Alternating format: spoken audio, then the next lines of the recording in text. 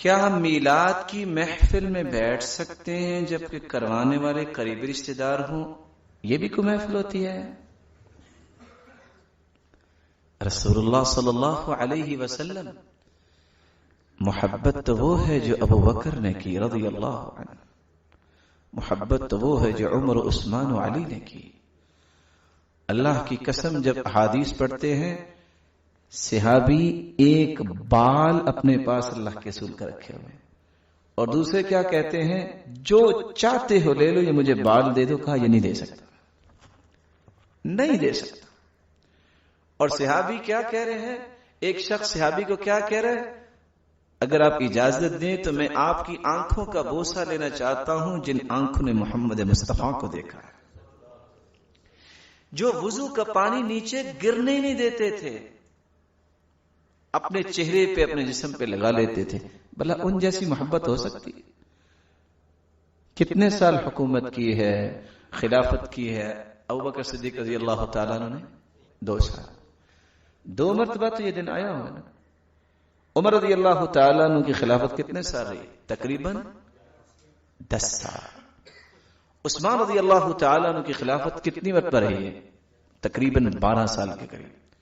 10 مرتبہ اور 12 مرتبہ تو ان دونوں کی زندگی میں وقت آیا نا۔ اور پتہ میں کس عثمان کی بات کر رہا ہوں؟ رضی اللہ عنہ وارضاہ۔ اللہ کے رسول کی ایک بیٹی فوت ہوگی، اللہ کے رسول نے دوسری بیٹی کا نکاح دے دی، اور اگر روایت کو پیش کر دیا جائے، روایت کیا بتاتی ہے، اللہ کے رسول صلی اللہ علیہ وسلم نے فرمایا عثمان اگر میری 40 بیٹیاں بھی ہوتی اور فوت ہو جاتی تو میں ایک ایک کر کے تیرے نکاح میں دے دیتا۔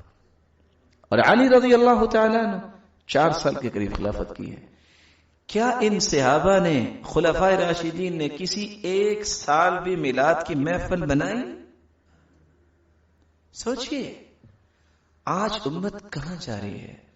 سب سے پہلے موصل کے اندر 604 ہجری میں مظفر الدین کوکبری نے میلاد کی محفل منائی، سب سے پہلے موصل کے اندر، اور رقص کرنے والیوں کو بھی بلایا اور گانے والوں کو بھی بلایا، اور نام کیا دیا کہ یہ میلاد ہے۔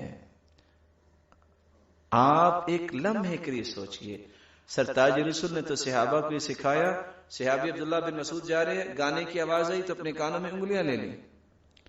یہ کون سی میلاد ہے کہ جس میں سرور کائنات کی ولادت کی خوشی اور ساتھ موسیقی چل رہی ہے؟